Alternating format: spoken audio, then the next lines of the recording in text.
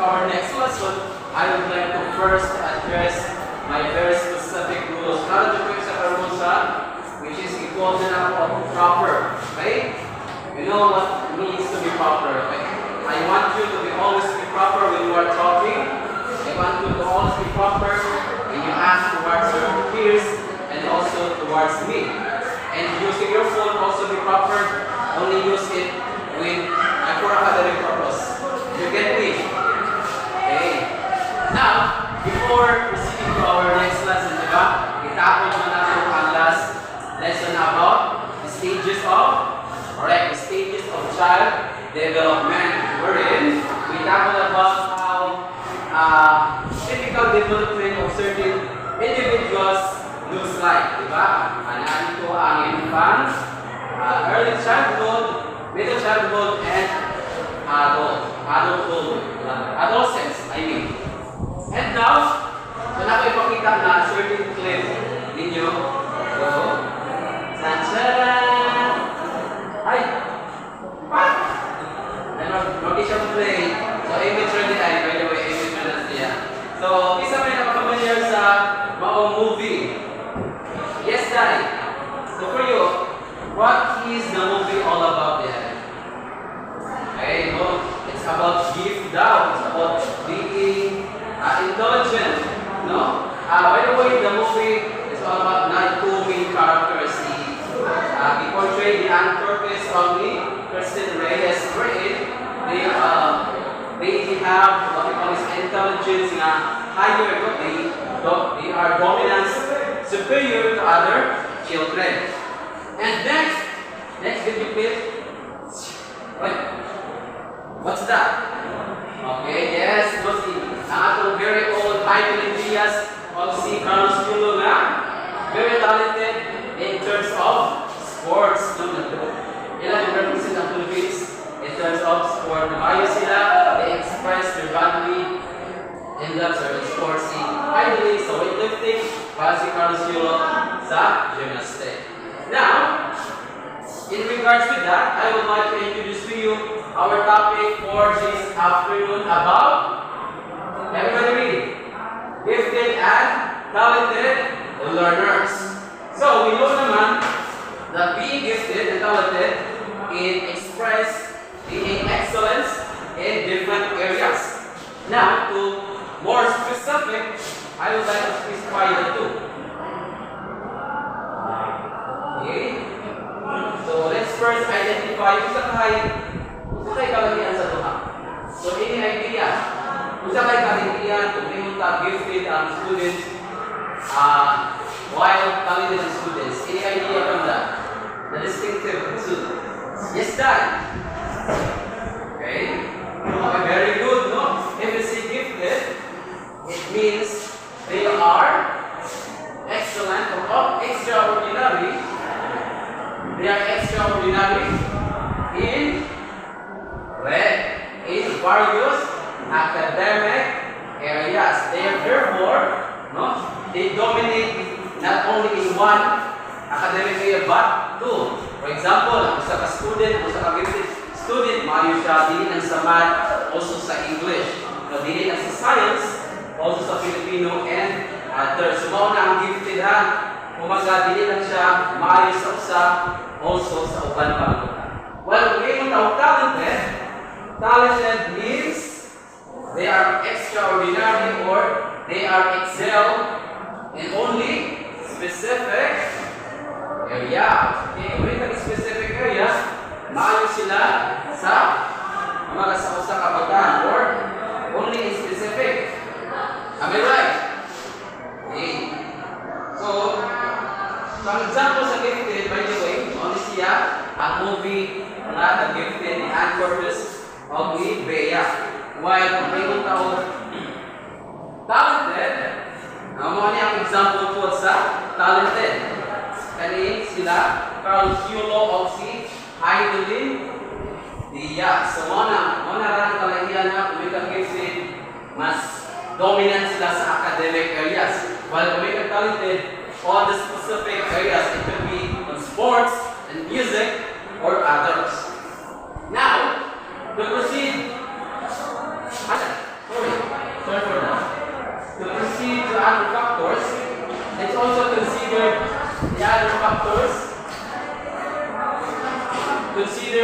ng mga factors class na naka-apekto sa development sa bata. Anong kang gifted ang bata? No? Anong putyahan from gifted na wala? What could be factors na naka-apekto? Any idea? Okay, that's right. Ang tawag na sa family. Di ba? Ang tawag na ito sa family. Values. Correct.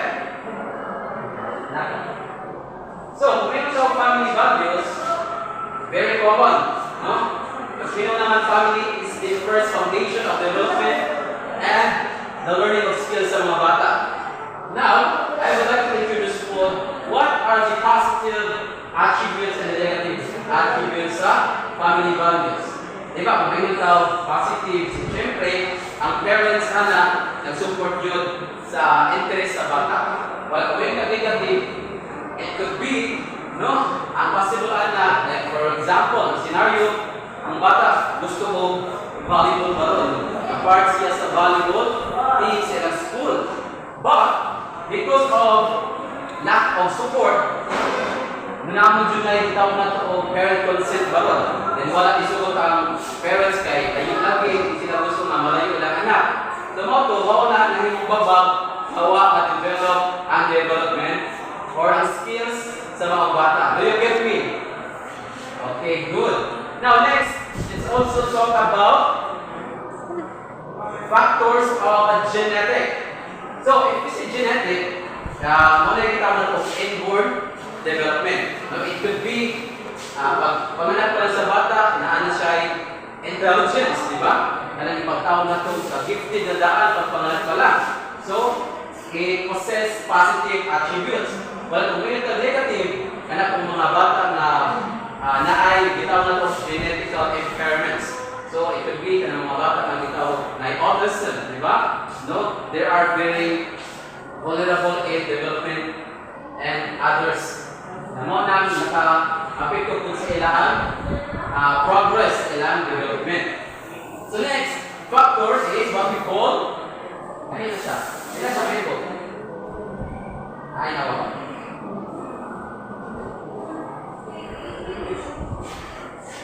The next factors kaya ang tawag ko, ay, dami.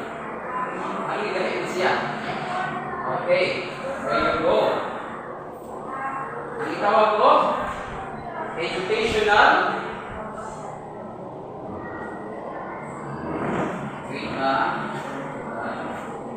So, ang tawag ko, educational opportunities. Now, when the educational opportunities po, So, in educational opportunities, it could be, kung sa positive ba na, common kayo na, ganun ka na, nakaskwela ang bata.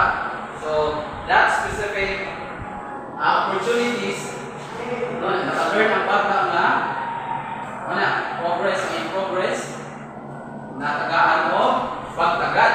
While kung mayroon punta negative, siyempre, mayroon siya na luwi ang bata kay wakaskwela. So, one of that reason is siguro lack of financial support, and also other pa mga rason ng wakaskwela. But, kung mayroon ko class, na nakaskwela ang bata, pero ako siya ibukas sa negative na area. Ano ka?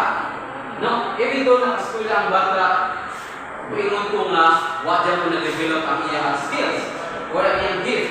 What could be reason behind that? So, any idea, class? Yes, mister. Sir, brother. What could be possible factor nga nung isang nakaskwela ang bata, pero wadya mo na-develop? Okay, it could be, ang itawag ko, ang school mismo. It could be ang school, lack of resources in addressing enough way to nurture sa mga bata. So, for example, nakaskwela ang bata. Pero ganahan siya of sports. It could be ganahan siya of basketball. But, ang school, dili maka-accommodate. It's because wala sila gym baron, nga pagagawaan. Wala yung mga equipment na pwedeng magamit para ma-express sa bata ang iyang talent. So it could be na kanang factor na develop ang talent sa bata or gift also. So now, after the educational, napunta itawag ng factor of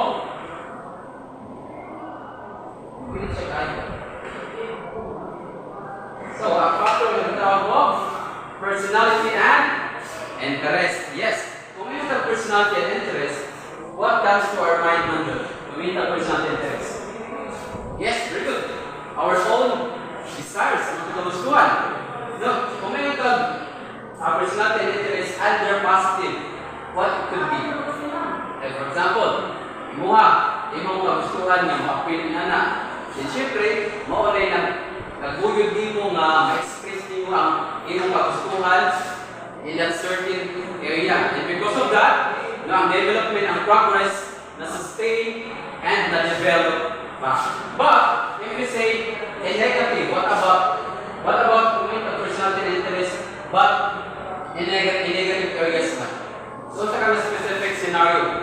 So, I believe guys, kung may negative sa tupa, it could be na opportunities nga i-appeal ka sa sports, no, nga kay lacking sila of members, but tungod kay di makaganahan sa sports.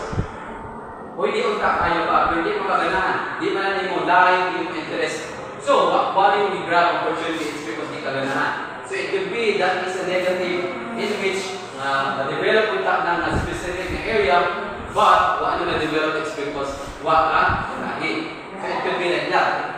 And lastly factor guys, ang itawag na to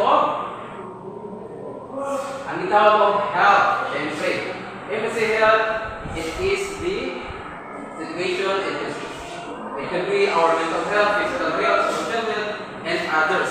But kung may factors under the positive, so I believe kung may positive, no, it could be as a specific, for example, Abaño, itawag ka ng mga sport competition to other like district competition o mga masibiraan, mga regional competition. So because you are physically fit sa maong competition, ikay ikuha even though di yung interest. Okay, so because of that, because of being fit enough sa maong area, ikay ikuha. And because of that opportunity na develop ang imong skills sa maong certain na sports baron. But if you say, ibuka na ito sa negative guys, negative factor ang health sa development, sa gift o talent sa bata. What could it be looks like? So I believe guys, kung auto ibuka sa health, it could be na ang bata interesado na ma-appeal sa maong talent ko rin, ma-appeal sa certain sports or certain competition. But because of the physical, di niya kaya ba physically, so di na lang kung niya i-pursue, kaya di man niya kaya i-perform physically. Di ba lukoy ko ang bata pa na? For example, nagana siya o volleyball. No, di na yung mga contest sa volleyball. But na may uban niya, tasmit niya na physically fit ba? Kung baga healthy, muduwa, sumaw na lang yung kuha. Siya na interesado pumunta, wala po nakagal ang opportunity na maduwa. So it could be like that. So I hope that learning you about the factors that might influence the development of the gift and talent sa bata. Now, to dive deeper pa, I would like to share also other ways to look the gift kung unsa ka ng specific area na nai-gift ang bata.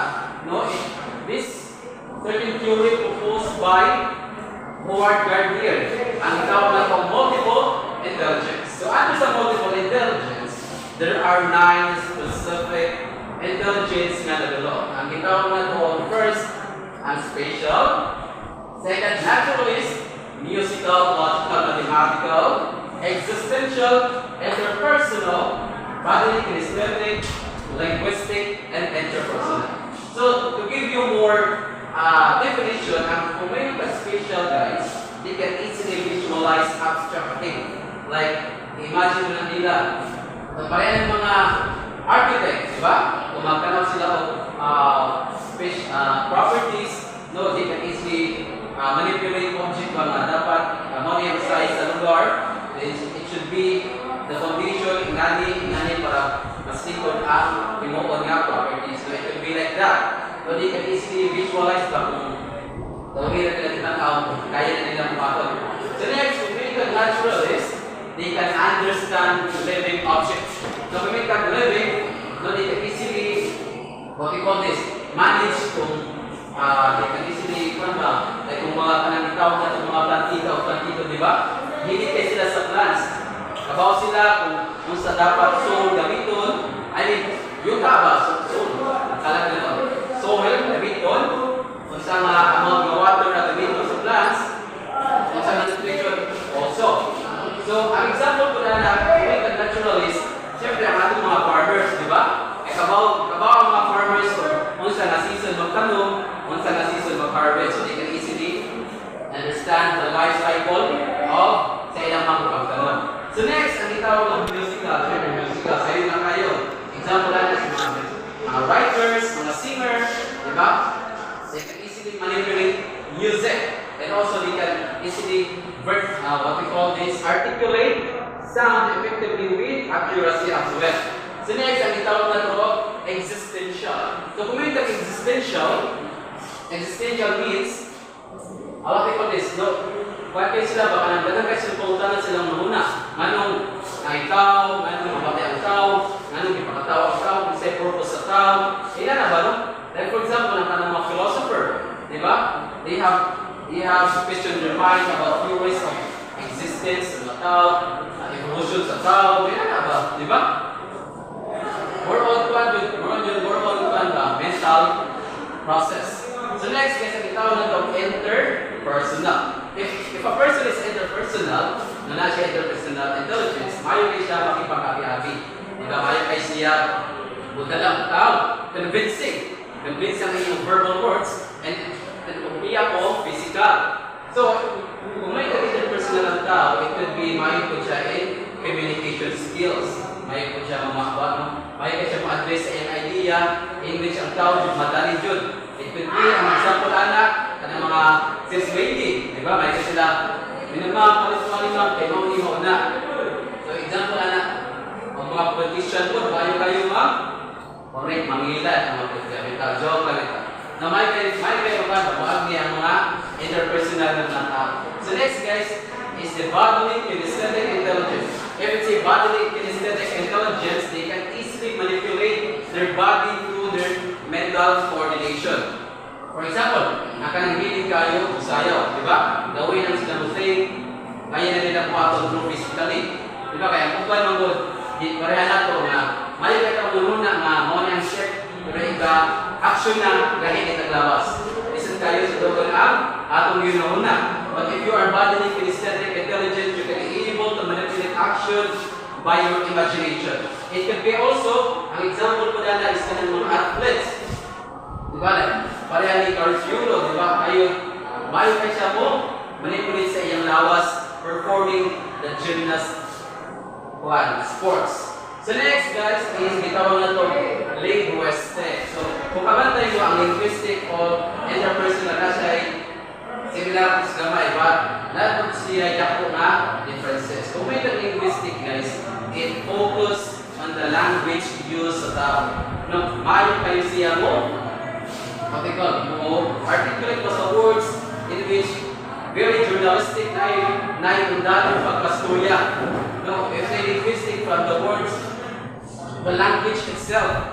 Kaya, mayo kayo siya mo gamit sa language, mayo kayo siya mo introduce the new words in which accurate po sa iyang idea. No? One of that examples ka ng mga host, di ba? Mayo kayo sila kusturya. Pwede po ka ng mga MC, mga sa panahon example na mga journalists karon. Mga journalists mayo kayo sila gawin sa language kailan i-introduce. So next, ang tawag na ito, intrapersonal. So if you say intrapersonal, they can easily understand themselves. No, may kasi na padasan ito, hindi ba? Like peace of mind, and also, that's what they need. What you feel and what you want. Natin sila yung goal, kumbaga, more independent sila ba? Na sila yung ilang kalimutan, kumbaga. And next guys, ang last, I guess, mawala dito, tanan. No, ang 9 o intelligence by Mr. Howard Garnier. So if we connect it to the giftedness, it could be ang baka dominant siya both 2, 3, or more than. So kung may talented, it could be na siya dito sa what we call is banding listed, it was sports. It could be also some spatial and other, but only specific, only usara. Basta mo na yung pinunduman nga gifted, one ay 2 or more, one may talented, na focus sa specific na area. Now to dive in more pa, let's talk about ang itawag ko what we call it the stand for okay. So according to Stanford Binet Intelligence Scale and Wechsler Adult Intelligence Scale, na sila propose na scale or what we call standard to measure the intelligence of a certain person. Therefore guys, ang standard ilang i-define kung asa ka na level based sa ilang scale na ilang i-propose. So according to them, kung ang imo daw intelligence based sa ilang test na tiyatan, mo range siya of 85 to 100% score, it could be you are an average intelligent person. Kumaga, normal na person like us, di ba? Kung mabot ko na yung score, yung IQ score, 85 to 150. So they concluded also, you are in the 68% population of the world. So nagulong ka sa 68 population. But kung yung average mo abot above average 116 to 113, you are considered as above average intelligent person. So nagulong ka sa 16% of the people's population of the world. Now, kung may gifted only, so ang expected have a range of 245. So mas rare ni siya kaya only 2% na daw sa tanang tao sa kalibutan ang gifted. While kung yung highly gifted na dyan, so mas taas na ni. Ang score nila is mag-range from 146 to 160 intelligence score. No?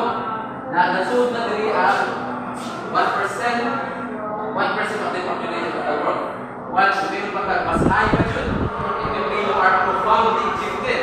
Your IQ might be in the range of 161 to 175. So less than 1% of the population of the world are considered as profoundly gifted based on ilang scales.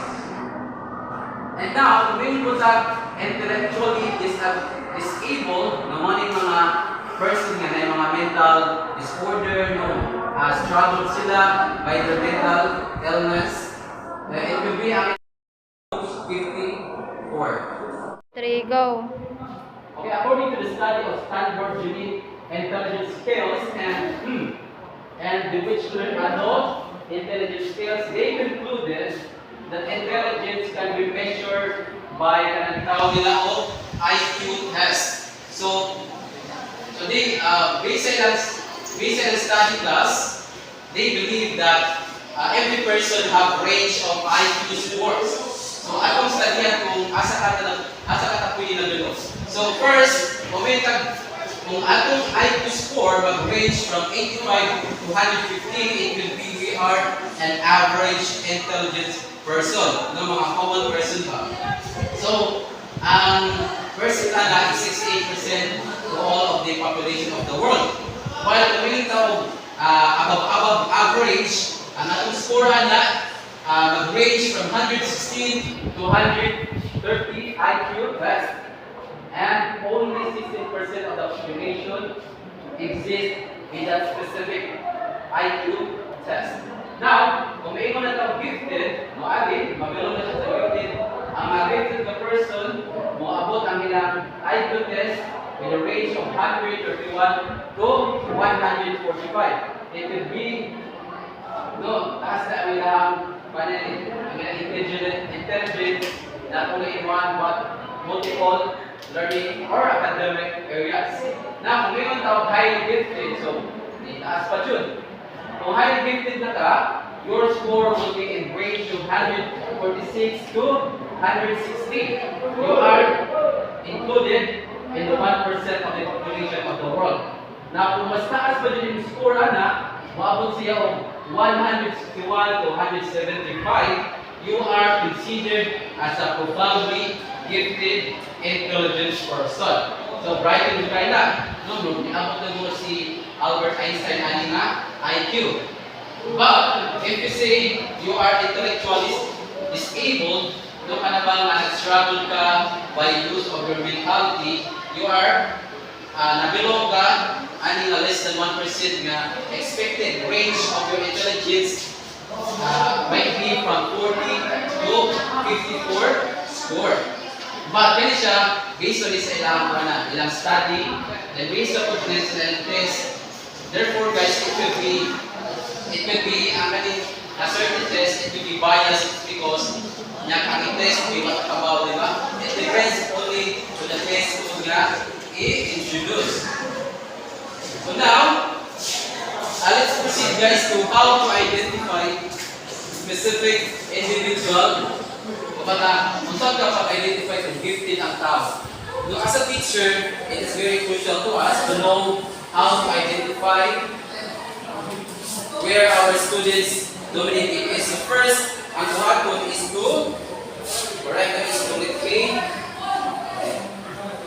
First is to locate the student's domain of gift. By what? By what number? I mean, in what way? Siyempre, by integrating multiple activities, it could be oral, written, observation, research, kung pwede, for us to easily locate kung asa pa na areas gifted ang atong mga bata. So after locating the domain of the students, the next thing to do is to, we have to describe the student level of gifted. So for example na-locate mo. So, kung sa ka level na, naaraba ka na sa average, naaraba ka na sa above or gifted na student o activity, intellectual disabled na ako, is very important to describe also the level of giftedness sa atong bata. So next class, the thing to do to identify our students' gift is to describe also our students' field of talent. Siyempre, ano po nang i-describe kung asa ka kaya ang estudyante? Sa sports ba, sa music, sa arts, and others. So for that, para ma-describe po na ito, siyempre, magkanda po ito personal, what they call this, actual sport and activities on that. So nakuha na ba ang identification? Okay, so next class, let's also talk about the characteristic of our gifted students or kung naman natin mga gifted. Saka yung mga specific characteristic or learning characteristic na ipakita ang atong mga batas. And to share with you, walang natin isuwat guys, napang may verbal, okay? So next, so first yun na, kung gifted ang bata, expected din na they have high curiosity, high intellectual curiosity. Siyempre, nagkanda sila pangutana. Therefore, ikaw, teacher, you should also integrate activities na makuha po ng ilang interest. Next, being highly curiosity, hindi po na sila magbasa. Diba? They read actively because kaya sila may mutang kung hindi nila mabawaan ang mga pautanan sila una-una. And because of that specific behavior, they are committed to every task na ilang ma-encounter. Grabe kayo na kung sa kuha pa na ay pagka-competitive ang bata. It's because they want to perform not only perfect but above expectations of the teachers. So now, isa po lang na class is that gifted students can have power of observation. So, murag na pagka-introvert na, very observable. No? They always observe kung dali na sila bubasa o kahit tao kumbaga ba. So next, ang itawag ko they also highly verbal, they get bored easily as well, no? Kaya masilip yun sila, verbal ang ilang idea. Kung dali na sila maboring, kung ano nga lesson, kaya balik ka ba? No, dali na sila mabored, anak. And also, they have this characteristic that they can easily retain and recall information. Taas sila of memory. Madali na kayo sila makayundong sa mga past information, past mga lesson na kailangan natin. And also, they are excited to know new things. They have higher comprehension. Dali na sila masasabot. No? They also easily analyze certain things or activities. And also, class, they also have strong developed imagination. They look for new ways to what we call this to perform specific activities. Hindi sila ganahan na mag-verbal ay mag-oral ba, hindi sila ganahan na mag-play na, inana. Gusto nila ba everyday bago-bago ang kailangan ma-encounter. And also, one of the misconceptions po is that ang mga gifted daw is na special needs, dili na mako. Ang mga gifted guys na sila, what we call this ganang, dapat aksunon ang ilang paginahanglan kasi di na siya special na they are gifted. Therefore, aksunon ang ilang paginahanglan. Therefore, kita mga teacher should also expand our what we call this, our performance as well. And lastly, ang characteristic sa mga gifted, they also give uncommon answer to common question. Di ba kung kabatay mo, paano na tao, specific or common question, pero lagi mo tubag. Di ba? Murag, sobrang pag kayo mo tubag. Mga mga gifted ng mga students. Now, okay, let's talk about also the adaptation na dapat i-perform sa school. What is this? The general educational adaptation. If you say general educational adaptation class, those are what we call these strategies that should teacher implement in order to cater gifted and talented learners na kailangan i-accommodate. Ang unang agwato dito dapat is ang teacher walang activity, pwede siya ma-integrate ka ng tawag na ito enrichment exercise. Kung may enrichment exercise, it should be for specific similar to nga, ang bata, dali na maboring ko. So, dali na maboring. So, it could be nga ang lesson, balik-balik, so mapaboring yun.